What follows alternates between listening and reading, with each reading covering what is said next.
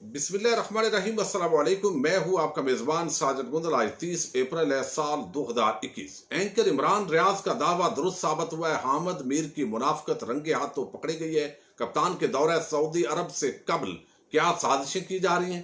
तालिबान से दोस्ती किस तरीके से हामिद मीर के अब गले पड़ सकती है? क्या आर्टिकल 6 लग सकता है? इस पर तफसील के साथ आज वीडियो में बात करेंगे। अभी चंद दिन कबल हमने देखा चंद एंकर्स की चीफ ऑफ आर्मी स्टाफ से मुलाकात हुई। तकरीबन 6-7 घंटे की ये नशिस्त थी। जो सवालात इनके पास थे इन्होंने किए। आर्मी चीफ ने अपना नुक्ता नजर इनके सामने रखा। इसका मकसद यही होता है कि आप बजाय इसके कि मनफी हथकंडे इस्तेमाल करें और अपने आप को बड़ा सहाफी साबित करने के लिए झूठ फैलाएं, मायूसी फैलाएं, आपके इल्म में बात चीजें आनी चाहिए और आपको पता होना चाहिए कि हमारा मुल्की मफाद क्या है और उसके मुताबिक ही अगर कोई अपना अपना काम करेगा तो ये ज्यादा मुनासिब रहेगा। अभी गुज़श्ता रात प्राइम मिनिस्टर इमरान खान से बड़ी आम मुलाकात हुई है एंकर्स की। वहां पर भी सवाल और जवाब हुए, वहां पर भी गुफ्तगू की गई, आपको मौका मिला। इस वक्त चूंकि खित्ते के अंदर बड़ी तब्दीलियां रुनमा हो रही हैं। एक तरफ सऊदी अरब अमारात के साथ पाकिस्तान के ताल्लुकात कुछ अरसा खराब रहे, लेकिन अब वो मामूल पर आना शुरू हुए हैं और अब उनके खिलाफ भी साजिशों का आगाज हो गया। और दूसरी तरफ अफगान तालिबान उनके साथ जैर जब अमेरिका यहां से निकल रहा है तो उसके बाद अफगानिस्तान के साथ पाकिस्तान के दरीना ताल्लुकात के पेश नजर इंट्रा अफगान डायलॉग के अंदर पाकिस्तान का बड़ा अहम किरदार है। अगर वो कामयाब हो जाते हैं, अफगानिस्तान के अंदर अगर अमन होता है तो फिर पाकिस्तान भी अमन का गहवारा बन सकता है। लेकिन अब जो मुख्तलिफ सहाफत के लिबादे के अंदर छुपे हुए लोग हैं वो देख रहे हैं कि अगर इमरान खान, जनरल बाजवा और ये टीम कामयाब हो जाती है तो फिर हम तो साफी ना हुए, हम तो जिनके कारिंदे हैं जरदारी, शरीफ, माफिया, वो तो हमेशा हम तो उनके गुण गाएंगे। तो ऐसे मुल्की मफादात को भी छेड़ा जा रहा है जो मैं समझता हूं इस जुमरे में इस खास मौके पर नहीं आना चाहिए। हामिद मीर ने आज एक कॉलम लिखा और मैंने इसलिए बात की कि चंद हफ्ते कबल अभी एंकर इमरान रियाज ने एक प्रोग्राम किया और उन्होंने बताया कि किस तरीके से उनकी एक वीडियो एडिट शुदा वो हामिद मीर ने रीट्वीट की। किस तरह उन्होंने कहा कि आप सहाफत कीजिए, मुनाफकत मत कीजिए और किसी की चमचागिरी मत कीजिए। आप जरदारी और नवाज शरीफ के कारिंदे मत बने बल्कि जैनवन सहाफी बने जो आप समझते हैं। लेकिन यहां पर आज जो कॉलम लिखा है रोजनामा जंग के अंदर हामिद मीर ने, उसके अंदर वो आखिर बातें कर दी हैं और किस तरीके से ये जरा आपको समझना पड़ेगा। उसका उन्वान है क्राउन प्रिंस नहीं चलेगा, यानी ये मोहम्मद बिन सलमान पर तनकीद हो रही है। मकसद क्या है कि अभी चूंकि एक बंदा बशीर मेमन उसने कह दिया कि मुझे इमरान खान ने कहा जी वहां पर जो है ना वो मोहम्मद बिन सलमान तो जैसे चाहता है वो तब्दीली लेकर आता है, जिसको चाहता है पकड़ लेता है, लेकिन यहां पर जो है वो आप पकड़ते ही नहीं है। तो मैंने उनको समझाया जी यहां पर जमहूरियत है, यानी इमरान खान को इतना भी नहीं पता कि यहां पर ऐसे बंदे को पकड़ सकते हैं या नहीं पकड़ सकते। वो बशीर मेमन की बात को उठाया क्योंकि जो बंदा भी इमरान खान के, जनरल बाजवा के और एजेंसियों के खिलाफ होगा वो इन हामिद मीर और तबका मलामतिया का हीरो होगा। अब इसको कॉलम का उन्वान बनाया मौसूफ ने, क्राउन प्रिंस नहीं चलेगा। अब बात क्या है, अब ये जरा आप तवज्जो सुनिए। वो कहते हैं कि एक दफा अबू धाबी के क्राउन प्रिंस शेख मोहम्मद बिन जैद बिन सुल्तान अल नहयान ने पाकिस्तान की एक बहुत ताकतवर शख्सियत से कहा कि आपके हम वतन हमारे मुल्क में हार मुमकिन बना देते हैं और नाकाबिल यकीन कामयाबियां हासिल करते हैं। क्या वजह है कि यही पाकिस्तानी अपने वतन में ऐसी कामयाबियां हासिल नहीं करते? ये सवाल सुनकर पाकिस्तान के ताकतवर तरीन शख्सियत ने मुस्कुराते हुए कहा कि आप अपने मुल्क में सिर्फ एक क्राउन प्रिंस हैं। हुकूमत के हर हुक्म को कानून का दर्जा हासिल है और आपकी हुक्म अदूली के बारे में कोई सोच भी नहीं सकता। लेकिन पाकिस्तान में तो हर कोई अपने आप को क्राउन प्रिंस समझता है, लिहाजा आपके हालात और हमारे हालात में बहुत फर्क है। अब ये मिसाल दी है उन्होंने। अब कहते हैं दूसरे अल्फाज में पाकिस्तान की इस आम गैर सियासी शख्सियत ने अबू धाबी के क्राउन प्रिंस को ये समझाने की कोशिश की कि आपके मुल्क में बादशाहत है और पाकिस्तान में जमहूरियत है। ये वो फर्क है जो हमारे सियासी हुक्मरानों को अभी तक समझ नहीं आया और उनका रोल मॉडल अभी तक सऊदी अरब के क्राउन प्रिंस मोहम्मद बिन सलमान है। अब यहां पर इन्होंने तमीद बांधी है इस कॉलम की और बात की है बशीर मेमन की। और अब चूंकि वजीर आजम जा रहे हैं सऊदी अरब और बड़े अरसे के बाद सऊदी अरब, यूएई और पाकिस्तान के ताल्लुकात अब बेहतरी की तरफ बढ़ रहे हैं और साथ ही जिस तरीके से जो ईरान और सऊदी अरब के ताल्लुकात बेहतर हो रहे हैं, पाकिस्तान हमेशा कोशिश करता रहा है, वजीर आजम ने इस पर मुबारकबाद भी दी है। तो जब भी कोई कामयाबी होती है जो वजीर आजम के विजन के मुताबिक होती है, इस बेचारे पूरे तबके को बहुत परेशानी होने लगती है। जरा तवज्जो फरमाइएगा। वो कहता है कि मोहम्मद बिन सलमान का तर्ज हुकूमत सऊदी अरब के लिए तो बहुत अच्छा हो सकता है, लेकिन उनके तर्ज हुकूमत को पाकिस्तान में रोल मॉडल नहीं बनाया जा सकता, क्योंकि पाकिस्तान में पार्लिमानी जमहूरियत है। यहाँ मरकज में तहरीक इंसाफ और उसके इत्तेहादियों की हुकूमत भी चलती है और सिंध में पीपल्स पार्टी की हुकूमत भी चलती है। यहाँ वजीर आजम और वजीर कानून मिलकर सुप्रीम कोर्ट के किसी जज पर मुकदमा बनाना चाहें तो FIA का सरबराह उन्हें वो आइन याद दिलाता है जिसके तहत पाकिस्तान को चलाया जाता है। जब वजीर आजम और वजीर कानून इस जज के खिलाफ एक रेफरेंस तैयार करके सदर ममलकत के जरिए सुप्रीम जुडिशल काउंसिल को भेजते हैं तो सुप्रीम कोर्ट इस रेफरेंस को मुस्तरद कर देती है। अब ये मिसाल कादी फायद ईसा जिंदाबाद और बशीर मेमन जिंदाबाद।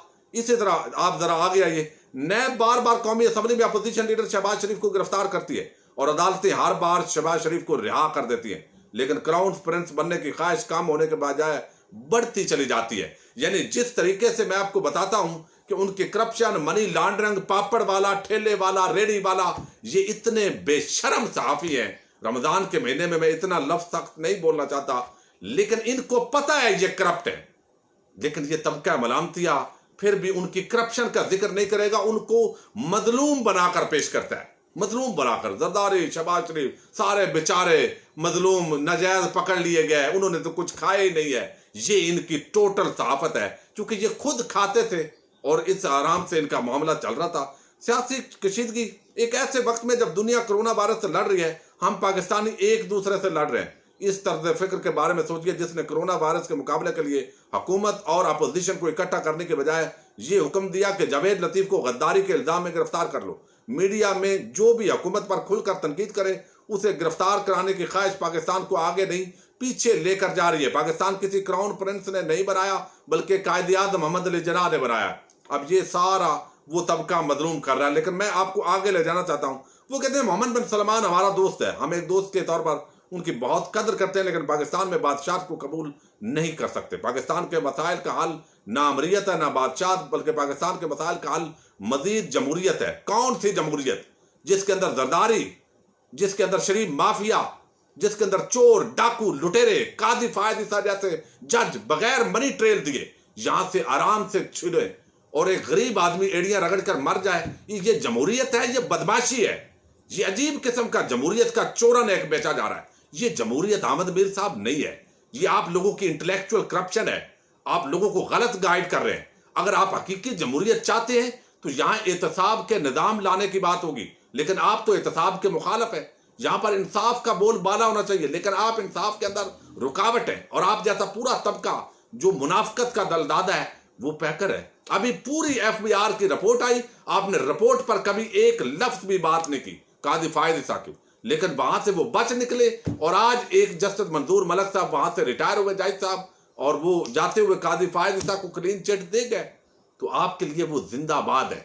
और हर बंदा जो इस मुल्क के इदारों पर हमलावर हो, इमरान खान के खिलाफ हो, वो आपका हीरो है। यही आपकी टोटल सहाफत है। यहां जैसे वो कहते हैं अब तालिबान ने इस्तांबुल कॉन्फ्रेंस के अंदर शिरकत से इनकार कर दिया। पाकिस्तान और दोहा में मौजूद तालिबान क़यादत के दरमियान ताल्लुकात काफी मुतासर हुए। अफगान तालिबान का मौक़िफ़ है कि उन्होंने अमेरिका के साथ तवील मुज़ाकरात के बाद एक मुआहदे पर दस्तखत किए थे, जिसके तहत अमेरिका को 1 मई 2021 तक अफगानिस्तान से अपनी फौज को निकालना था, लेकिन बाइडन इंतजामिया ने 1 मई के बजाय 11 सितंबर तक फौज को निकालने का ऐलान मौखर कर दिया। अब तालिबान के ख्याल में ये एक तहरीरी मुआहदे की खिलाफ वर्जी है, लिहाजा वो कहते हैं कि इस्तांबुल कॉन्फ्रेंस में वो शरीक नहीं हुए। लेकिन तालिबान का ख्याल है कि पिछली 21 साल से यानी वो अमेरिका और उसके इत्तेहादियों के खिलाफ इसलिए मुदावत नहीं कर रहे थे कि आखिर में उन्हें एक मखलूत हुकूमत में शामिल होना पड़े। वो सब को साथ लेकर चलने के लिए तैयार है, लेकिन वो अपनी हुकूमत कायम करना चाहते हैं। उनकी तरफ से गैर लाजकदार रवैया गैर मुतवक्के नहीं है। अब यहाँ पर क्या बात कर रहे हैं? वो कहते हैं कि पाकिस्तान ने 11 सितंबर 2001 के बाद जब तालिबान के बारे में पॉलिसी तब्दील की तो अफगान सफीर मुल्ला अब्दुल सलाम ज़ईफ को बरना करके अमेरिका के हवाले किया गया। यानी जितने गलती की होगी पाकिस्तान ने, जो मामलात भी हैं, लेकिन एक खास मौके पर जब पाकिस्तान उन मुज़ाकरात के अंदर इन हो रहा है, तालिबान के अगर कोई जख्म है पाकिस्तान के हवाले से, कोई गिले शिकवे हैं, तो ये बंदा उसको एक्सपोज कर रहा है, उसको, ताकि देखो पाकिस्तान पर एतमाद नहीं करना। अफगानिस्तान वालों, तालिबान वालों, पाकिस्तान पर एतमाद नहीं करना, ये काबिल एतबार नहीं है।